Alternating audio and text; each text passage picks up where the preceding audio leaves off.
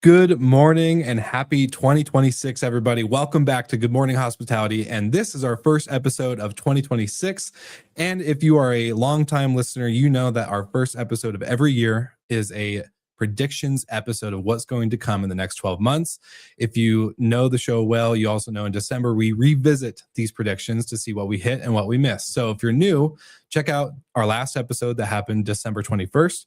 And of course, like always, we can't wait to let you know what we're seeing in our crystal ball. So let's begin.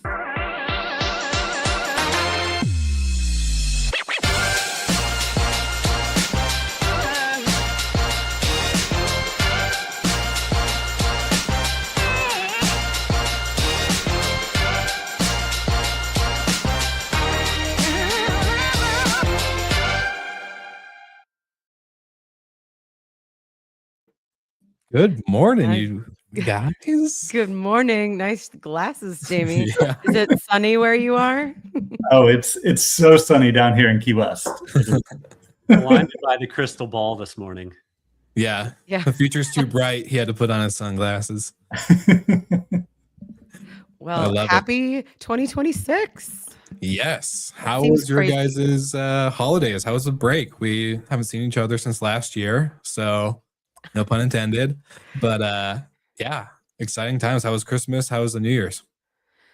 It was good. I was bopping around. It was so interesting now that I don't have to fly up here for 2 whole weeks or 3 weeks. I was able to come back to my house during all the things, which was really nice, and bop around the Northeast. I love it. It was a good time with fam.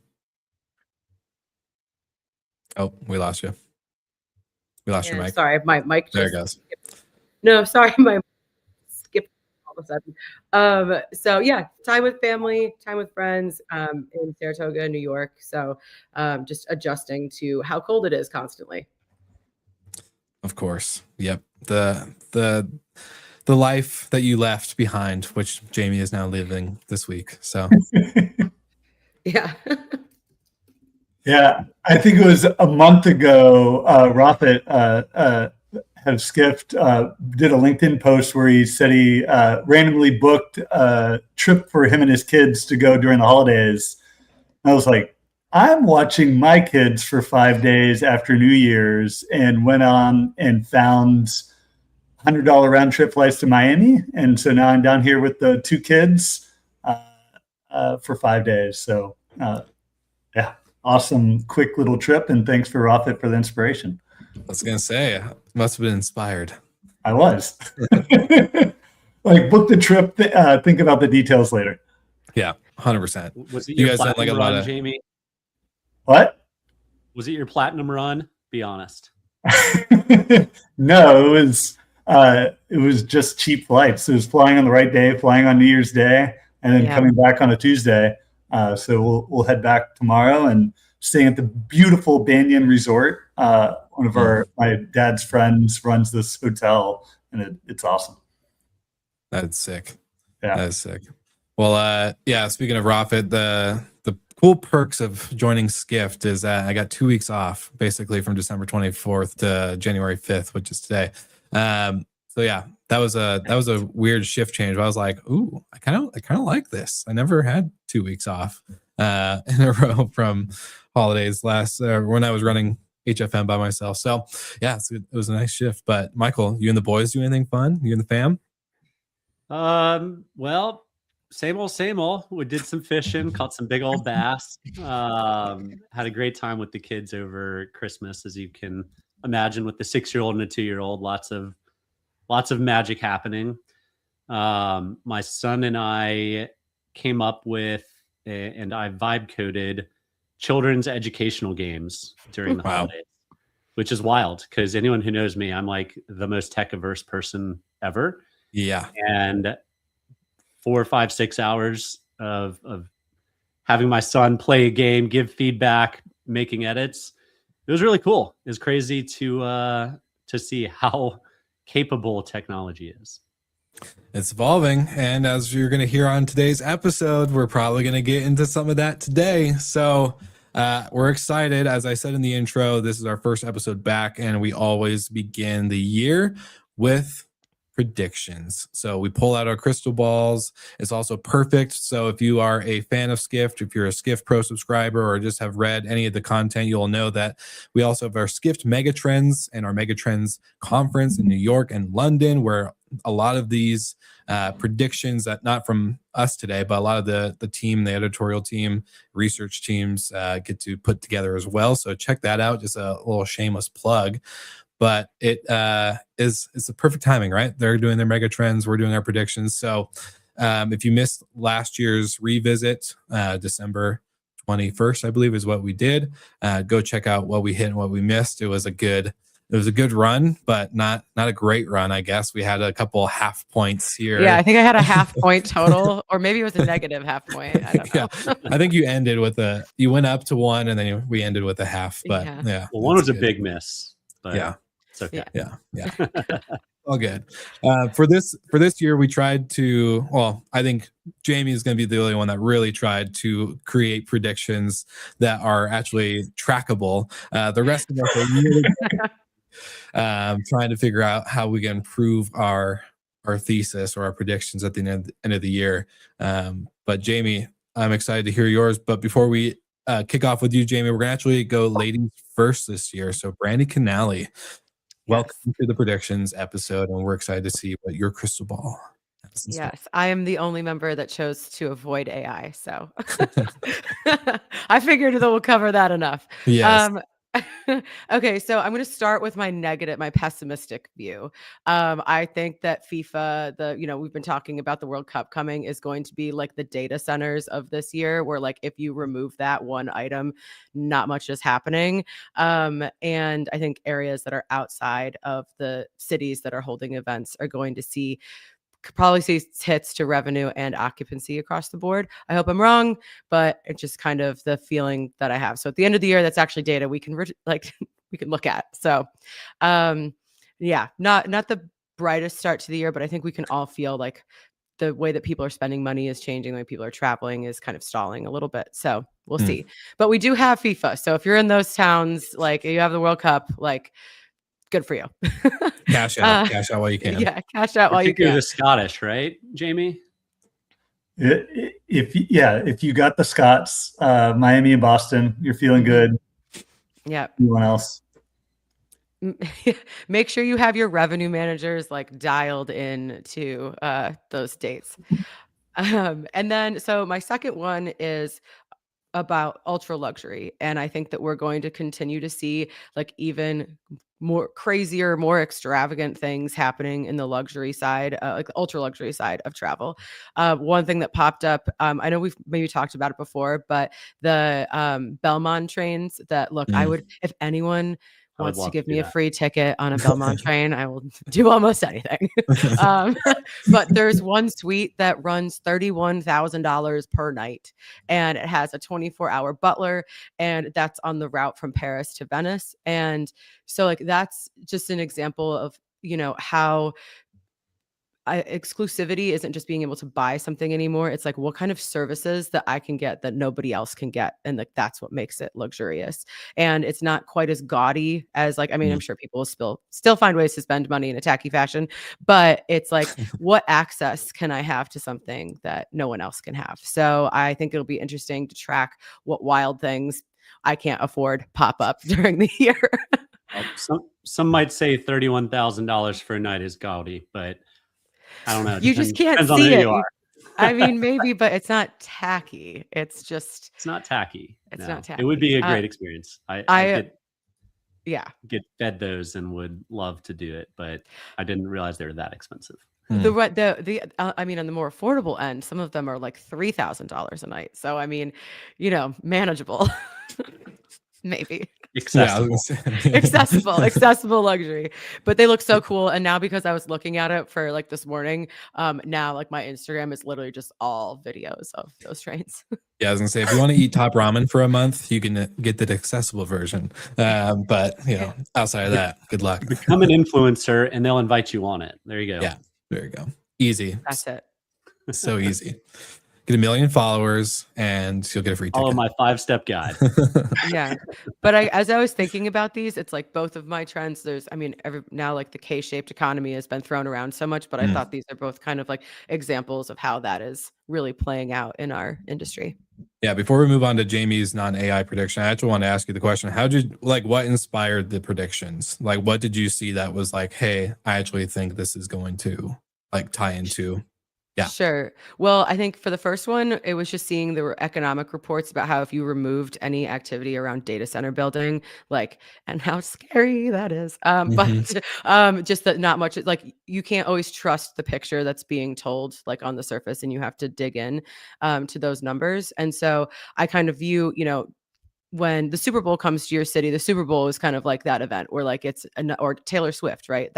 Those were these one-off huge events that really skew your data, but the World Cup is happening all over the continent. So there's going to be this kind of, inflation of revenue and occupancy. And that's obviously great for all those cities that it's happening in. But the majority of our industry is not in those areas. And I think that, we're seeing the trends that people are pulling back. So that's why I think the numbers at the end of the year are going to say something a bit more skewed.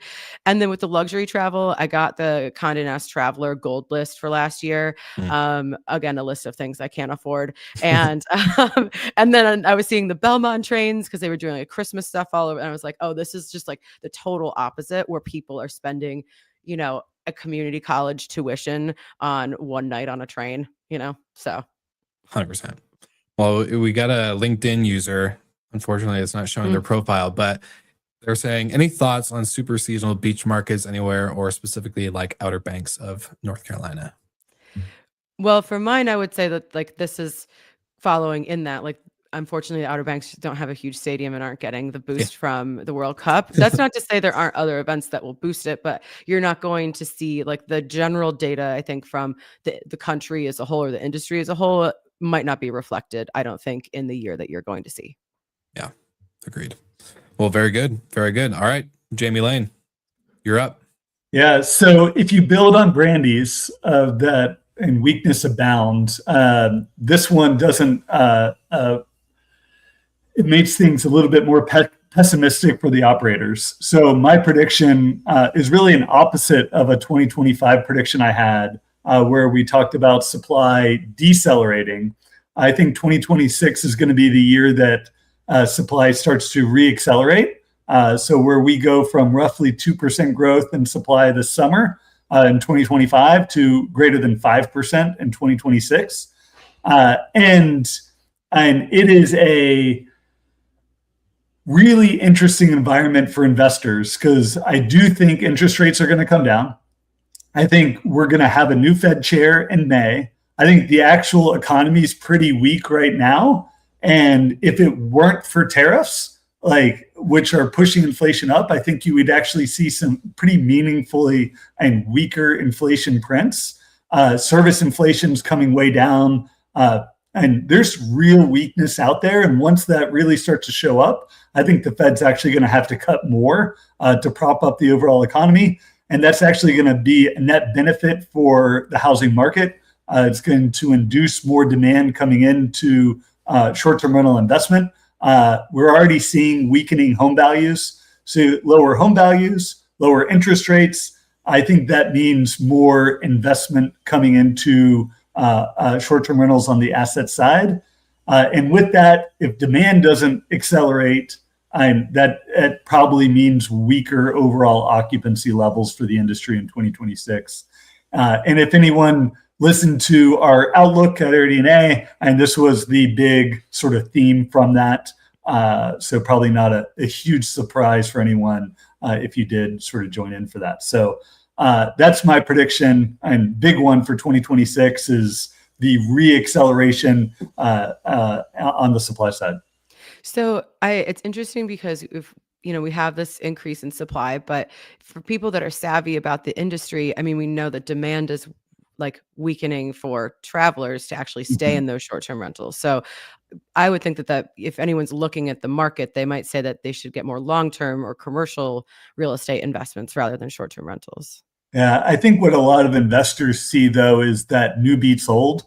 And that if I'm going to come in, I can see what's doing well. I can position my new investment in one where I'm going to operate at the top 10, top 20%, get my occupancy, get my revenue, and where it hurts the existing operators, it hurts the existing owners that maybe haven't refreshed their property in a few years. Maybe they bought in 2021. Now they're starting to see weaker performance, weaker reviews. They're not doing the updates they need to keep their property sort of performing at the best. And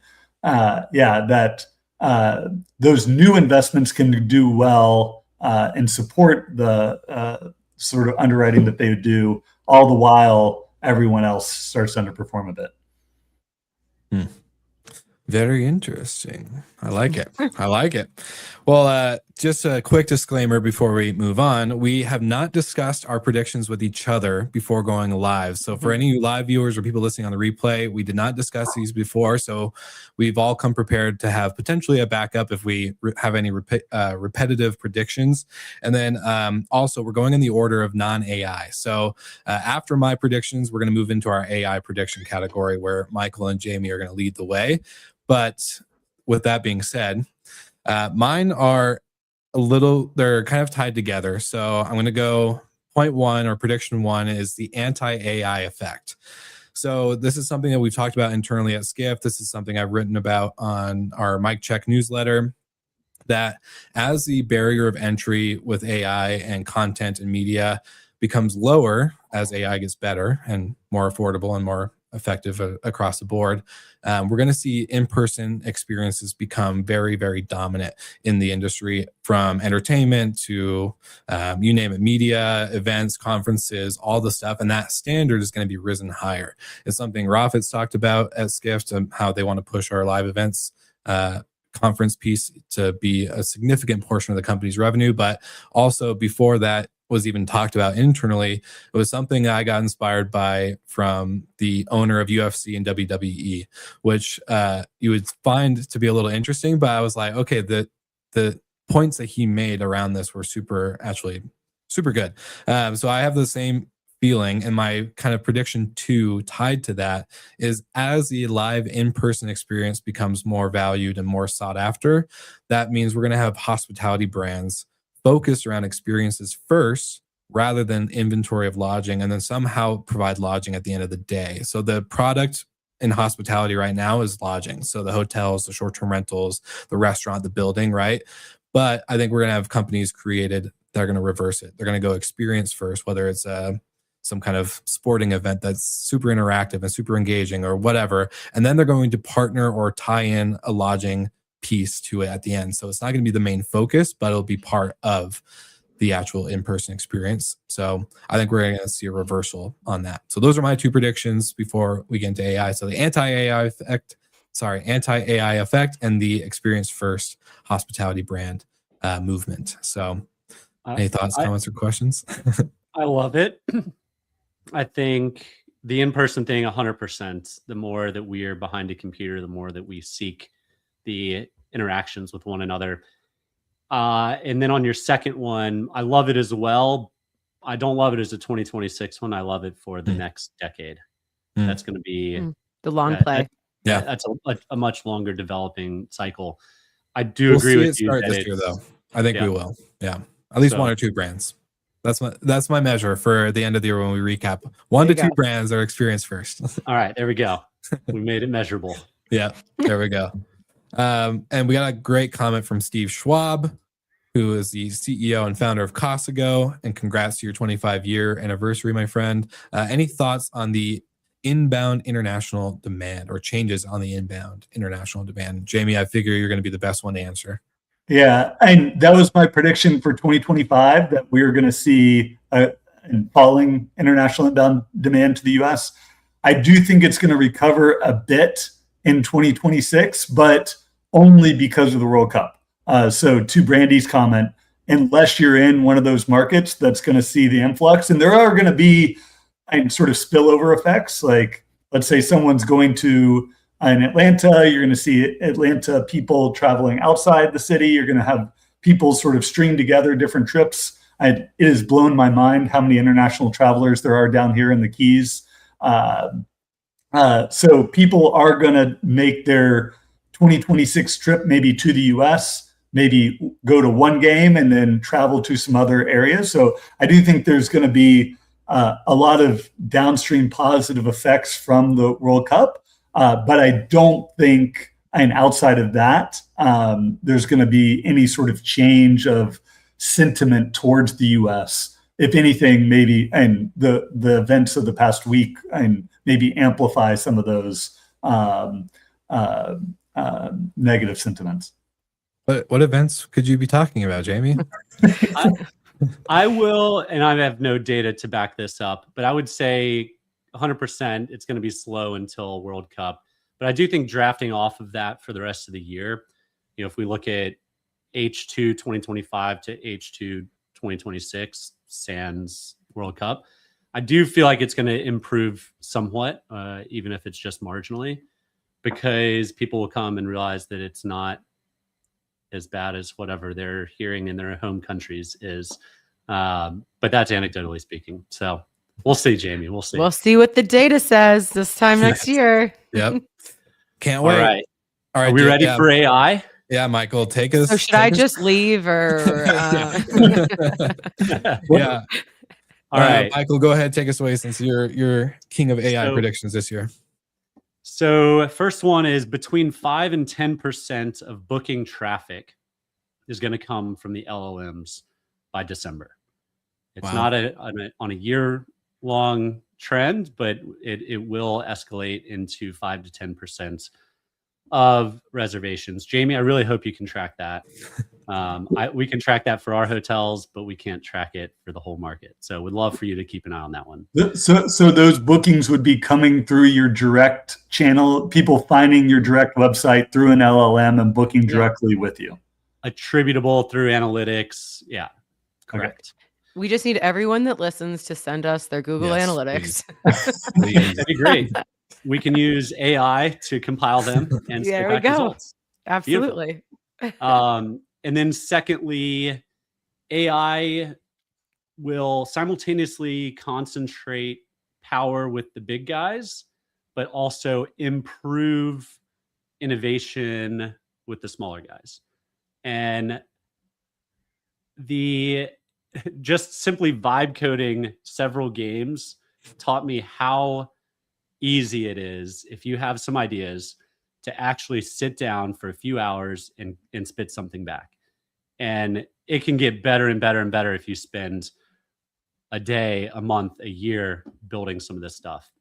So I think in the industry, some of the very niche point solutions might have some serious troubles this year with just a random person that's hacking together a system for their own property and realizing, wow, this is better than any of the things I've used before. That said, on the big side, the better and bigger data that you have, the better your systems can be with AI. So the big guys will continue to get bigger. Yeah, Michael, I 100% agree. And it was actually my number 2 prediction was that it was going to be the year of AI point solutions, of exactly that point of like, I'm going to build a tool specifically to do that. And I'll take it one step further. I think one of these point solutions that's either just been created or be created in early 2026 will hit, let's say, 1 million in ARR by the end of the year. And it's something that, and you're building around a specific pain point you have. You can then launch that. You can find people that have that same pain point, and provide a solution for them as well. But I do agree with you too. All those other point solutions out there that maybe are not AI enabled, have not been sort of pushing the envelope of continue to innovate. It could be a really tough year for them, either if they're not getting acquired or not innovating on themselves. Yeah, I 100% agree on that, especially with people or, software that has dabbled in it a little bit, like enough to have it like in their product offering, but not actually providing the service or the product that people really need. I think that this might weed out a lot of people. And because we can't go a predictions episode without saying it, probably some acquisitions. Oh, 100%. I couldn't say it. I refrained. Yeah, I was Well, gonna say with the new companies that Michael's talking about, I definitely think as the bigger companies get bigger and these guys start growing quickly, like Jamie said, I believe there's definitely going to be quite a handful of companies that will probably go from 0 to 1 very quickly in the year, in 0 to 1 million in revenue ARR. So as that happens, the bigger guys are just going to gobble them up. So we'll see a lot of small. I'm sure we'll see a lot of small acquisitions in terms of. Maybe not like a bunch of VC private equity backed companies, but definitely these small little scrappy upstarts. It is so interesting though, of like and having done the conference circuit this year, like private equity is all in, not just on the vacation rental manager side, but on the tech side. Like they are willing to invest. And it wasn't one of my official predictions, but like in terms of the platform era of STR tech, I think 2026 could be the year. Like if I had to guess, I'd say maybe 4 or 5 acquisitions or mergers above 100 million in terms of value. Like this could be, I think, a big year for announced sort of acquisitions and mergers. For sure. Well, right, we have a little bit of time. Do we want to do our third prediction? Yeah, I was going to say that was actually my third prediction. It was going to be the year of tech / platform building. So with actual AI, that's getting better. But that was mine, to be quick and short. So there you go. Well, mine is also quick, and I have no idea how we would be able to find this data. So this is Jamie's challenge for 2026. I think we're going to see a big correlation between the increased use of buy now, pay later and chargebacks. I don't know how we would get Airbnb's data for that, but the more that these people are spreading that out and the more that people are cash strapped, I think you're going to start to see a lot of chargebacks. And unfortunately, probably after they stay. That's a huge trend, and it's becoming more and more difficult to fight that stuff. So we'll be able to see that through the credit card data. I'm sure the credit card companies will somehow have to report that. And it's like how because you can see you're always expecting like a certain amount of chargeback fraud, but I think you're going to see a huge increase in like just regular people charging stuff back after they go on vacation. Yeah, I wouldn't be surprised by that. Not good. Doesn't help our numbers. Nope. What's your third prediction, Michael? You very faintly touched on it in your non-AI prediction, but I think we're going to see a repricing of short-term rental home values in vacation rental markets.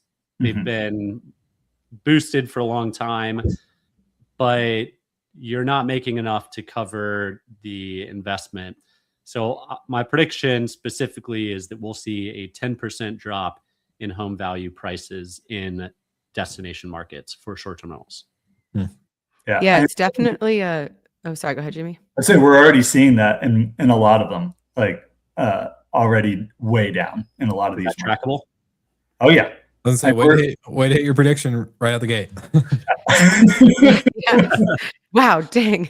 Michael's already ahead. But I feel like that, like there's been this tension between homeowners that are involved in your property management program and the managers because of these revenue expectations where they're just not in line with the reality of what people are spending. But then obviously people have a mortgage and expenses they need to cover. So yeah, I think for new people entering the market, they might be on a better path than the people that bought at the peak. So my third one, and it's because we haven't mentioned this word enough, it's about Airbnb. But I think 2026 is the year that they go all in on hotels. They're going to do a global launch. They're going to launch an integrated loyalty program. Like it's going to be a big year. But I think ultimately, like it's not going to move the needle for them in 2026. And this is an investment advice, so I don't have any inside knowledge here, but I think they're going to, and what we've seen 4 and launches of experiences is going to take some time for them to get it right. But this is a year where we start to really see that sort of shift for them into the hotel space. I was thinking about their loyalty program because I'm booking a trip to Mexico City for the spring. And I looked and I've had like over 50 or something crazy like trips. And there's nothing to show for that. Not one single dollar off. Yeah, I agree on the hotel side. I thought we were gonna get through the entire episode without mentioning Airbnb, but thanks, Jamie. It wasn't me. It wasn't me. 29 minutes in, and you had to say it. I don't know about the loyalty side, but I do agree on the hotel side. They have to, and especially with all the stuff we've talked about in predictions, it's not going to be a gangbusters year in short-term rentals. So they have to have a bigger, better story. I'll say I don't think you can compete in hotels without a loyalty program. Yeah. Yeah. 100%. Couldn't agree more. So Well, if it doesn't come true. Yeah.